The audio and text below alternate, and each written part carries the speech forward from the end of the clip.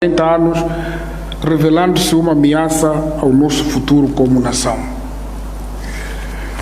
Compatriotas, foi por esta razão que no dia 15 de maio de 2020 dirigimos-nos mais uma vez aos moçambicanos para fazer uma avaliação de meio termo do grau de cumprimento das medidas de execução administrativa para a prevenção e contenção da prorrogação da Covid-19 e apelar ao esforço da sua observância.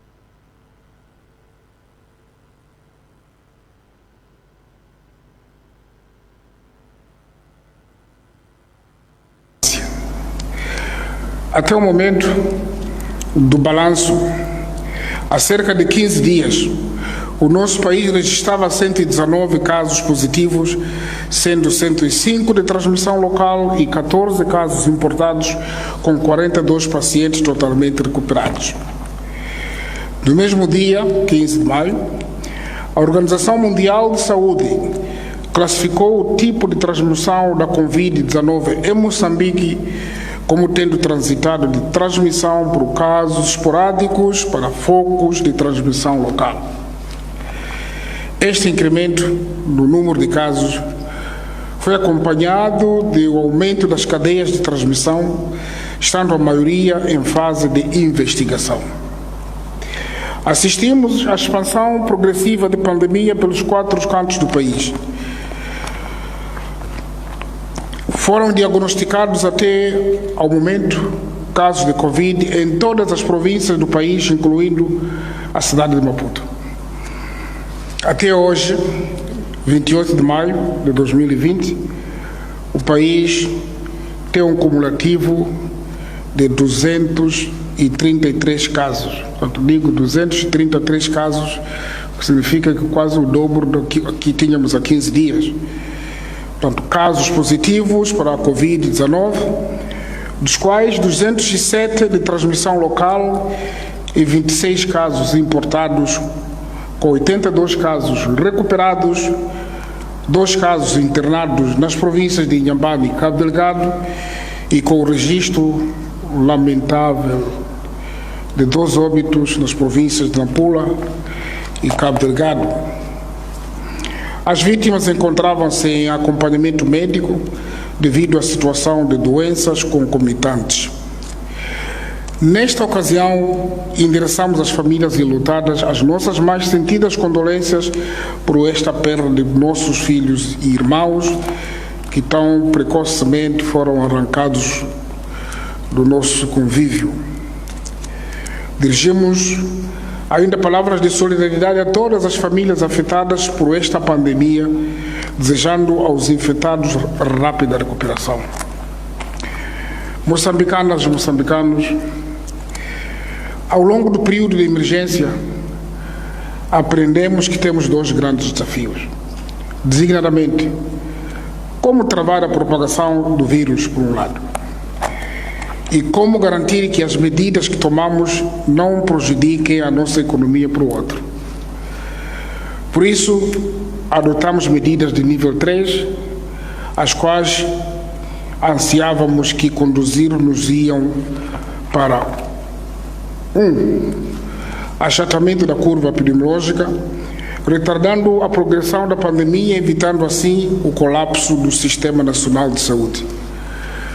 2. A redução da morbilidade e a mortalidade pela Covid-19. E 3. Evitar ao máximo a progressão para um nível de alerta mais restritivo, o chamado nível 4, ou lockdown, tendo em conta os seus graves impactos sociais e econômicos para o país.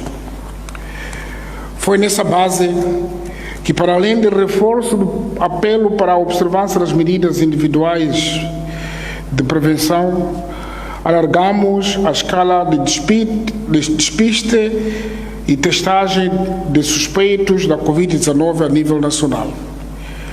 Durante o período de prorrogação do estado de emergência, verificou-se também o aumento da testagem de amostras provenientes de outras províncias do país, contrariamente ao que se observou no primeiro período, onde houve prevalência da cidade e província de Maputo e da província de Cabo Delgado. Adicionalmente, estão em processo de aquisição testes rápidos para a detenção de anticorpos contra SARS-CoV-2. Estes testes não serão usados para o diagnóstico individual de pacientes, mas para ações de vigilância epidemiológica, assim como para o despiste em cadeias de transmissão. Igualmente, desde que foi decretado o estado de emergência, o governo de Moçambique tomou um conjunto de medidas econômicas, financeiras e fiscais com vista a evitar ou minorar o impacto negativo da economia nas empresas, dos trabalhadores e da sociedade moçambicana no geral.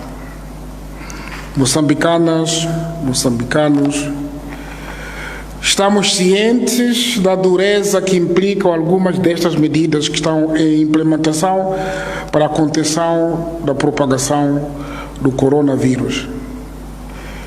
Temos consciência de que estas medidas de contenção nos fizeram rever em baixa o crescimento global da nossa economia e que implicarão uma contração da mesma que se traduzirá numa taxa negativa de menos 3,3%.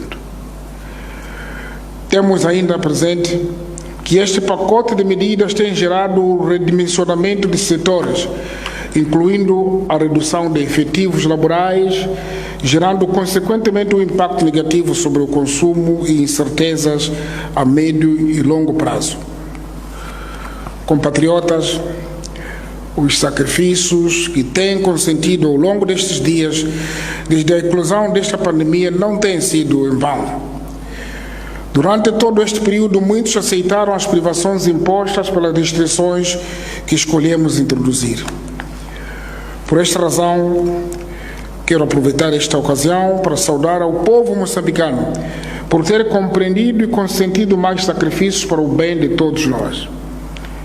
Saúdo em particular ao Ministério da Saúde, à Comissão Técnico-Científica, às autoridades municipais, à Inspeção de Atividades Econômicas e os agentes da lei e ordem por estarem na liderança deste processo complexo.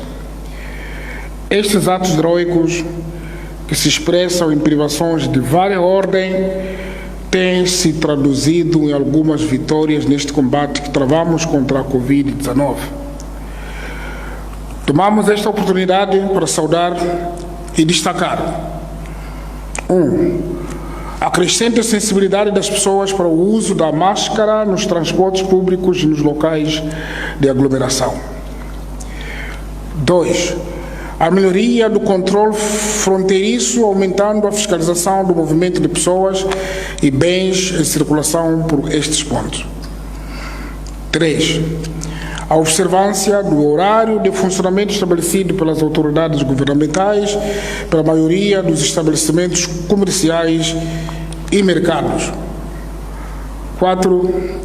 O encerramento em muitos bairros dos locais destinados a lazer, venda de bebidas alcoólicas, piscinas públicas, lugares para a prática de desporto coletivo, entre outros. Neste momento, gostaria de congratular a ação conjugada dos líderes comunitários e religiosos, a colaboração do setor privado, das pessoas singulares, dos parceiros de desenvolvimento, das instituições de ensino e investigação públicas e privadas, das organizações da sociedade civil, dos nossos artistas e desportistas que dão o melhor de si nesta luta. Moçambicanas e moçambicanos compatriotas, não obstante os relativos ganhos que registramos ao longo deste período, notamos com tristeza que ainda persistem algumas fragilidades que podem concorrer para a frustração dos nossos esforços coletivos de travar esta pandemia. Pois vejamos. Primeiro, esperávamos que, através da suspensão das aulas, fosse possível reduzir o contacto entre os alunos nas escolas, reduzir a sua exposição nos transportes públicos e mantê-los nas suas casas ou residências, de modo a minimizar o risco de transmissão local, isto é, esperávamos que ficássemos em casa. Infelizmente, não é o que acontece. Segundo, não obstante o trabalho positivo que está a decorrer, subsistem alguns mecanismos de travessia clandestina que se traduzem na violação das fronteiras.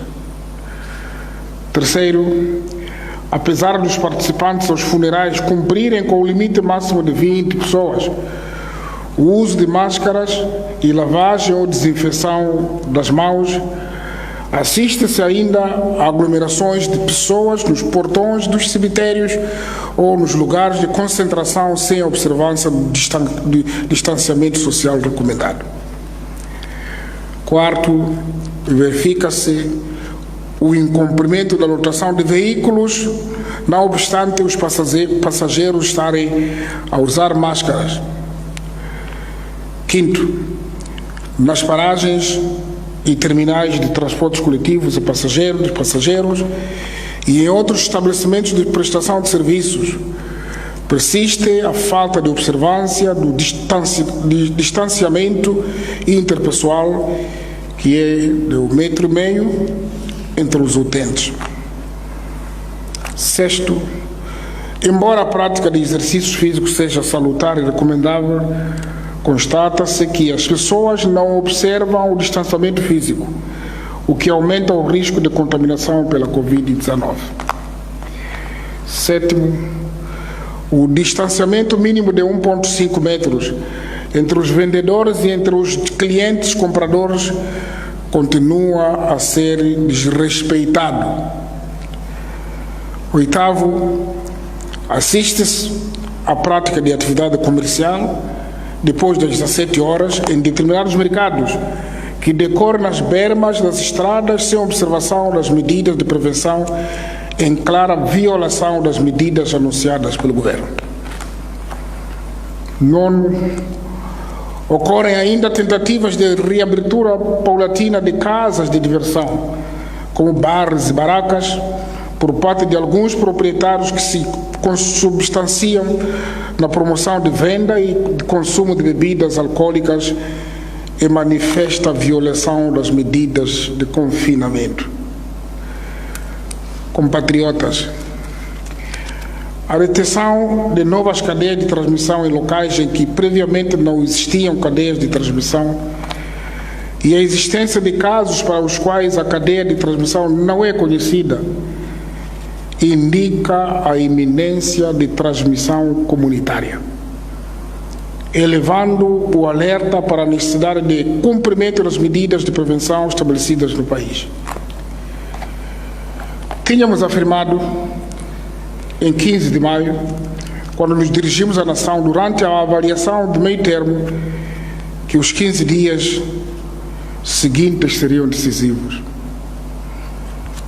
E é difícil, do que tenho que dizer, que a nossa esperança e a minha era o contrário, mas neste contexto, atentos à situação real do país e devidamente aconselhado, decidi prorrogar pela segunda vez o estado de emergência por mais 30 dias em todo o território nacional, com início às 0 horas do dia 31 de maio de 2020 e término às 23h59 do dia 29 de junho. A prorrogação da declaração de estado de emergência foi ainda hoje por mim remetida à Assembleia da República para efeitos de ratificação.